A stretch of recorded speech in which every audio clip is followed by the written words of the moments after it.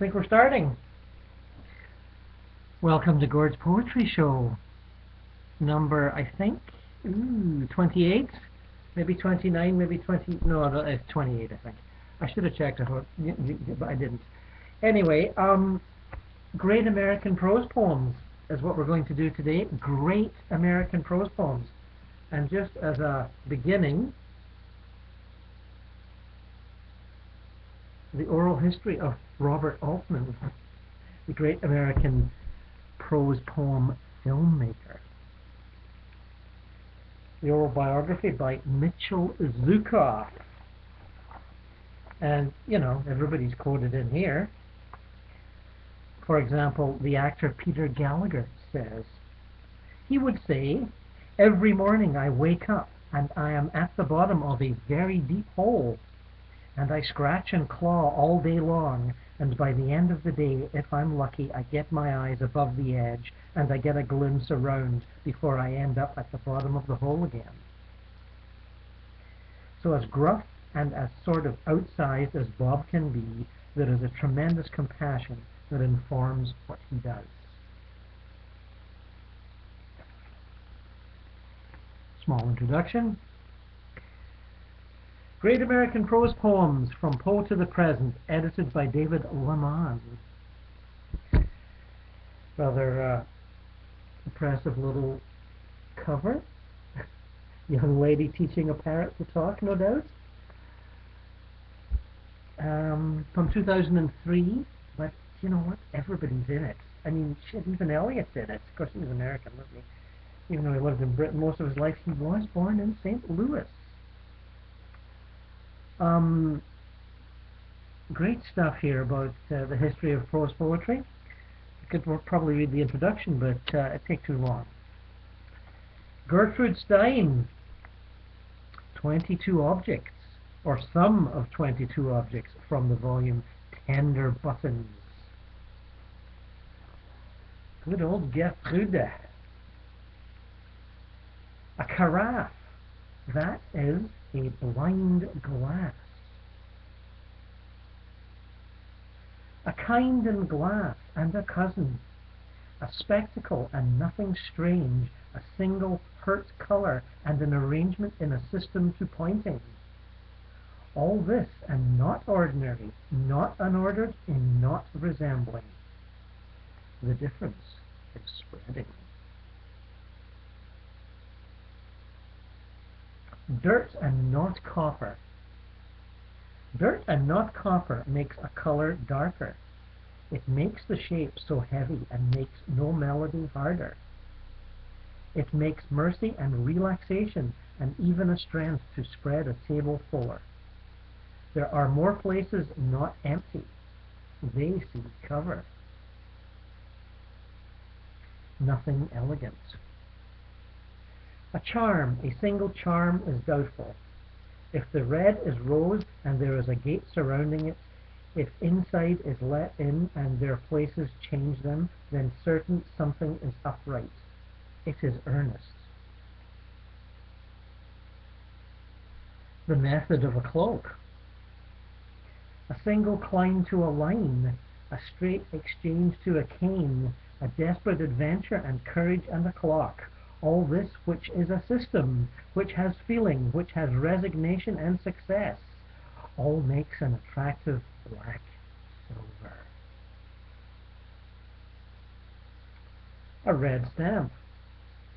If lilies are lily white, if they exhaust noise and distance and even dust, if they dusty will dirt a surface that has no extreme grace, if they do this, it is not necessary. It is not at all necessary. If they do this, they need a catalogue.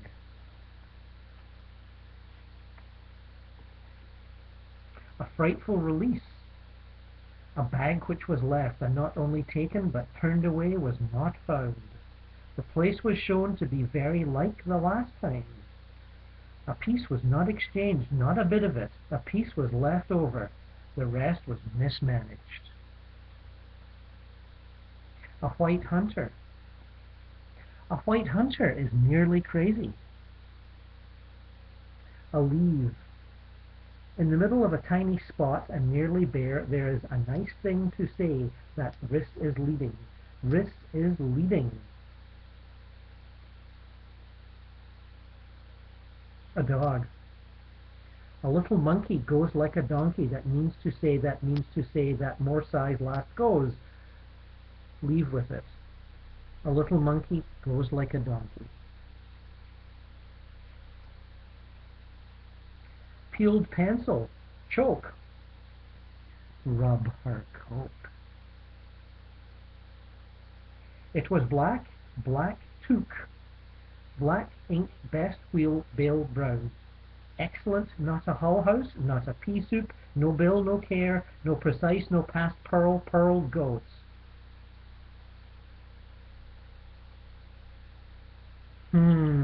Gertrude, how Stein you are.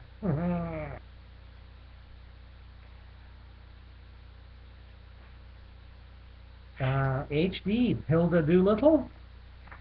We all know about HD, don't we, George? Ipode. Voiceless, without a voice, seeking areas of conscious without you. Seeking with you areas of consciousness that without you would be no more be plausible. Set up choros against acted drama, the high boots, the gilt wreath of ivy for some dramatic deity. Set him forth, crown him with pasteboard pomegranates. Pasteboard pomegranates have nothing to do with this reality. Out of the air, into the air, the color flames, and there is pulse of time. Fire blue that leads me across a slab of white-hot marble. My feet burn there, and the wet garment clings, so that I am a nymph risen from white water. So you, overseeing, burn into my flesh, unto my bones are burnt through, attacking the marrow of my singular bone structure. You light the flame that makes me cry toward Delphi. Were pasteboard pomegranates of any worth, or plums stitched onto a paper crown? Listen. Men recounted your valor, shut you up in strophes, collected you in pages whose singular letters are still laced across your spirits. The Greek letters are an arabesque, shutting you in, away, away. You are shut in from the eyes that read Greek letters. Take away the gold and manifest chryselephantine of your manifest decoration, and you are left, seeping into wine vats, creeping under closed doors, lying beside me. T.S. Eliot. As she laughed, I was aware of becoming involved in her laughter and being part of it, until her teeth were only accidental stars with a talent for squad drill. I was drawn in by short gasps, inhaled at each momentary recovery, lost finally in the dark caverns of her throat, bruised by the ripple of unseen muscles. An elderly waiter with trembling hands was hurriedly spreading a pink and white checked cloth over the rusty green iron table, saying, "If the lady and gentleman wish to take their tea in the garden, if the lady and gentleman wish to take their tea in the garden." I decided that the shaking of her breasts could be stopped. Some of the fragments of the afternoon might be collected, if the shaking of her breasts could be stopped.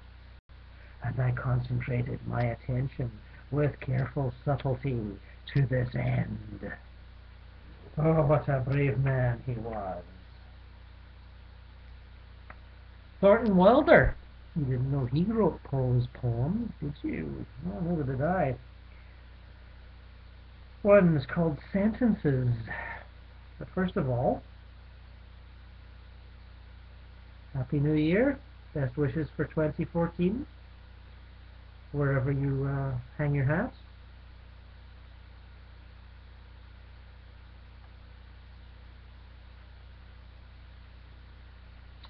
In the Italian quarter of London, I found a group of clerks, waiters and idealistic barbers calling itself the Rosicrucian Mysteries, Soho chapter.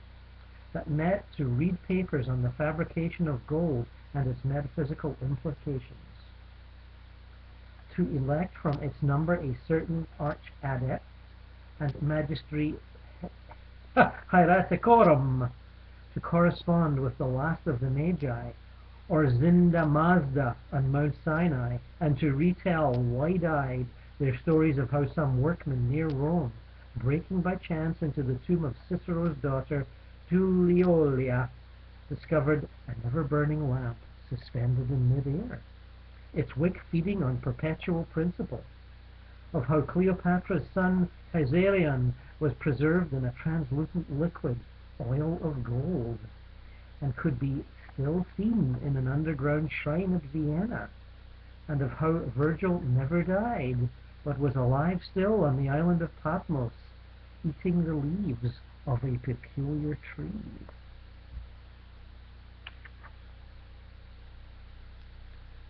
Ernest Hemingway, another surprise poem writer. Montparnasse, Paris, 1923. He lived there, didn't he? Yeah, I think we know about that. And Woody Allen's book is all about that. There are never any suicides in the quarter among people one knows. No successful suicides. A Chinese boy kills himself and is dead. They continue to place his mail in the letter rack at the Dome. A Norwegian boy kills himself and is dead. No one knows where the other Norwegian boy has gone. They find a model dead, alone in bed and very dead. It made almost unbearable trouble for the concierge. Sweet oil, the white of eggs, mustard and water soap suds, and stomach pumps rescue the people one knows.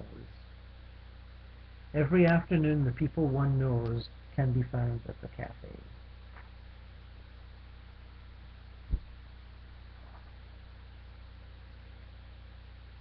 Kenneth Patchen.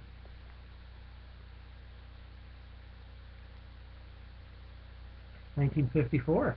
Delighted with blue pink. Flowers, my friend, be delighted with what you like, but with something. Be delighted with something. Yesterday for me it was watching sun on stones, wet stones. I spent the morning lost in the wonder of that, a delight of God's size. The gods never saw anything more enchanting than that. Gorgeous! The sun on wet stones. But today what delights me is thinking of blue-pink flowers. Not that I've seen any. Actually, there isn't a flower of any kind in the house, except in my head. But my friend, oh my friend, what wonderful blue-pink flowers! Delight in my blue-pink flowers.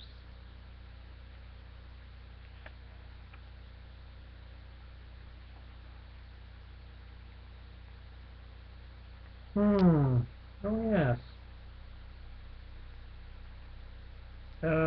Robert Bly, I think. Is it Robert Bly? Yeah. Oh no, well, we'll do Robert Bly, then we'll do Kenneth Koch. A Rusty Tin Can, 2001. Oh, really getting modern here. Oh, new millennium and everything. Someone has stepped on this tin can, which now has the shape of a broken cheekbone.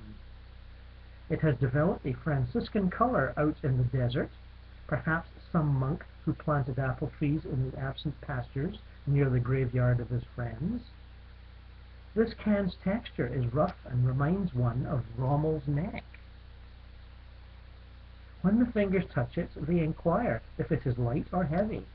It is both light and heavy, like Mrs. Mongran's novel we just found in the attic, written 70 years ago. None of the characters are real, but in any case, they're all dead now. Kenneth Koch. Not one of the Koch brothers, you understand? Another Koch altogether.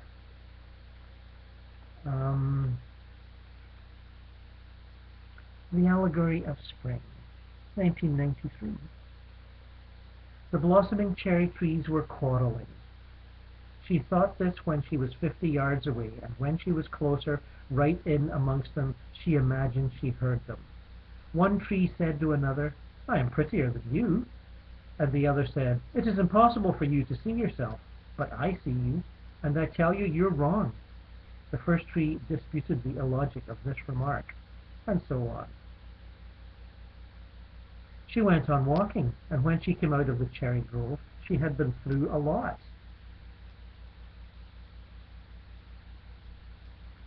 She hated quarreling. Dietrich was standing by his boat. "Come, can you go out with me?" he said. "I don't want to quarrel," she said. He didn't understand. "Well, will you or not?" he said. "Yes," she said. Then she said, "No." Really.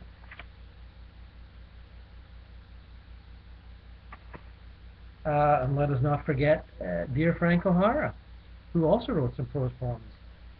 But it's starting to seem like everybody and his brother and sister wrote prose poems and just, I don't know, hid them in their socks or something.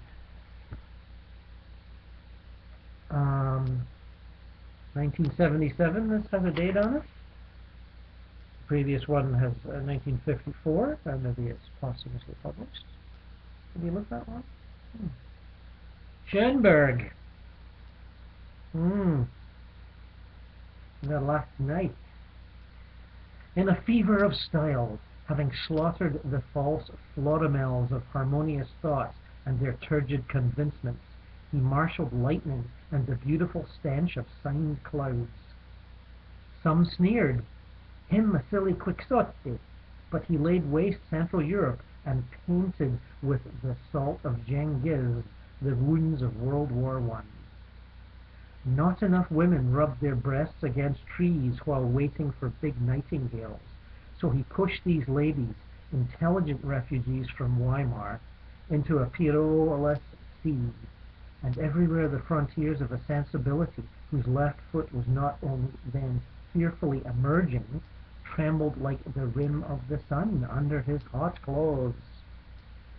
The classic grace of a spirit resting on broken glass informed the shell of his virgin muse with pink echoes from the newspapers, at the mercy of every fresh breath from the trade winds.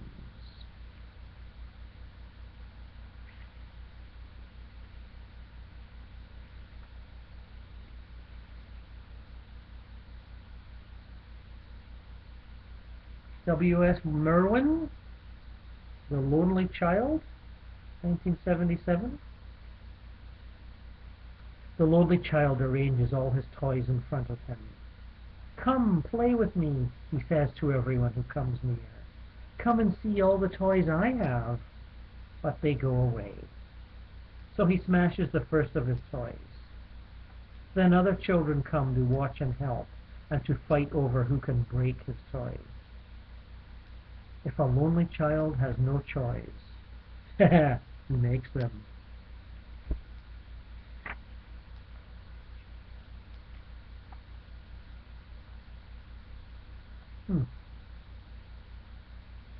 James Wright, 1982, Honey.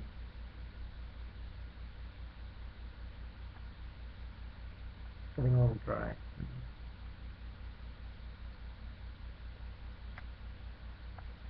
My father died at the age of 80. One of the last things he did in his life was to call his 58-year-old son-in-law Honey. One afternoon in the early 1930s, when I bloodied my head by pitching over a wall at the bottom of a hill and believed that the mere sight of my own blood was the tragic meaning of life, I heard my father offer to murder his future son-in-law. His son-in-law is my brother-in-law, whose name is Paul. These two grown men rose above me and knew that a human life is murder. They weren't fighting about Paul's love for my sister. They were fighting with each other because one strong man, a factory worker, was laid off from his work, and the other strong man, the driver of a coal truck, was laid off from his work. They were both determined to live their lives, so they glared at each other and said they were going to live come hell or high water. High water is not trite in southern Ohio. Nothing is trite along a river. My father died a good death. To die a good death means to live one's life. I don't say a good life. I say a life.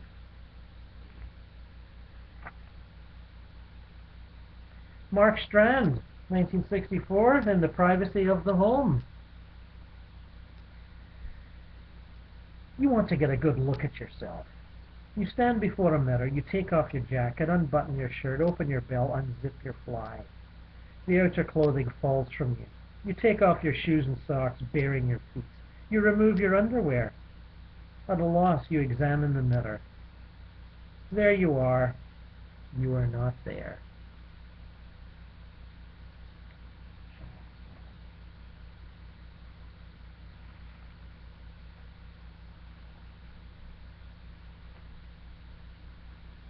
Russell Edson, previously unknown to me, but what does that mean in the giant scheme of things? Not much. The Taxi, 1977. One night in the dark, I phoned for a taxi. Immediately, a taxi crashes through the wall.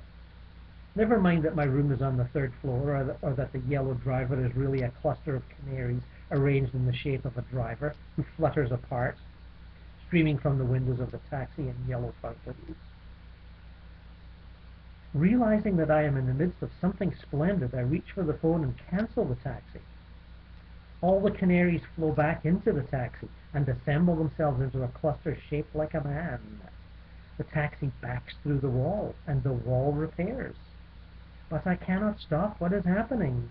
I am already reaching for the phone to call a taxi, which is already beginning to crash through the wall with its yellow driver already beginning to flutter apart.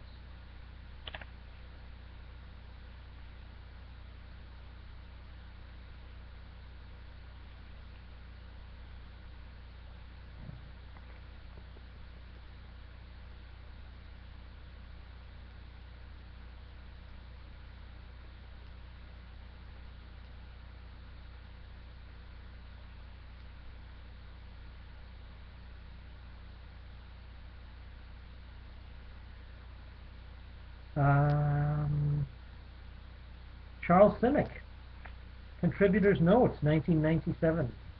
I pleaded with my death to at least allow me to nibble my pencil while he took bites of me. He kindly let me have a sheet of paper and an eraser too. My lifelong subject, despite appearances to the contrary, was always an unknown woman who made me forget my name every time we bumped into each other on the street. Who am I asked my death, but he just licked his fingers in reply. The unknown woman wasn't any more forthcoming. She paid me no mind whatsoever, and even though I was often sprawled before her on the sidewalk like an old dog overcome with memories of happier days. Once at the bus stop, she asked me for the time in a voice that promised a life of bliss. I blurted out something about my death, how he's even found me a publisher, but she was no longer listening. It had started to rain. Everybody ran for cover. I did too. We watched her take off her high-heeled shoes and put down her pantyhose. Then she marched through the puddles, head thrown back, arms spread wide as if she were about to fly. I wanted to join her, but I hesitated, and then the torrential rain blurred the sight of her and made her vanish forever. Oh dear, she's gone again. And of course, the inevitable Ron Padgett. What selection of American poets would be complete without Ron Padgett? Album, 2001. The mental pictures I have of my parents and grandparents and my childhood are beginning to break up into small fragments and get blown away from me into empty space. And the same wind is sucking me toward it ever so gently as not even to raise a hair on my head, though the truth is that there are very few of them to be raised. I'm starting to take the idea of death as the end of life somewhat harder than before. I used to wonder why people seem to think that life is tragic or sad. Wasn't it also comic and funny? And beyond all that, wasn't it amazing and marvelous? But yes, only if you have it. And I am starting not to have it. The pictures are disintegrating, as if their molecules were saying, I've had enough. I'm ready to go somewhere else and form a new configuration. They betray us, those molecules, We who have loved them treat us like dirt. That seems kind of familiar. Did I read that one before some other night?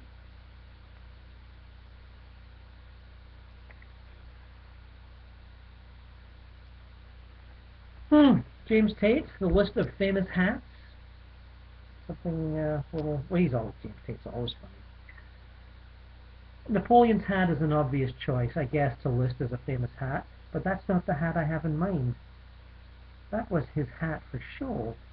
I'm thinking of his private bathing cap, which in all honesty wasn't much different than the one any jerk might buy at a corner drugstore now, except for two minor eccentricities. The first one isn't even funny. Simply, it was a white rubber bathing cap, but too small. Napoleon led such a hectic life ever since his childhood, even farther back than that he never had a chance to buy a new bathing cap, and still, as a grown-up, well, he didn't really grow that much, but his head did. He was a pinhead at birth, and he used, until his death really, the same tiny little bathing cap that he was born in, and this meant that later it was very painful to him and gave him many headaches, as if he needed more. So he had to Vaseline his skull like crazy to even get the thing on. The second eccentricity was that it was a tricorn bathing cap. Scholars like to make a lot out of this, and it would be easy to do. My theory is simple-minded, to be sure, that beneath his public head there was another head, and it was a pyramid, or something. A pyramid or something. I think that was a joke, just for all the French-speaking people around the world who have enough English to understand what that just, happened. Anyway, great American prose poems, and God love us, there's lots more where they came from. Just, hundreds of pages of prose poems. We'll get back to that for sure. And also another great anthology that I've just picked up, From Here to Eternity, selected by Andrew Motion, the famous for his biography of Philip Larkin and John Keats, I would suppose. But this is a fabulous little anthology on, various themes and sub-themes like self, home, town, land, work, love, space, war, belief, and it's, everybody's in it, Chaucer right up to, somebody that wrote a poem last week and managed to get it in somehow backwards in time. So yeah, lots of fun there on that one for once.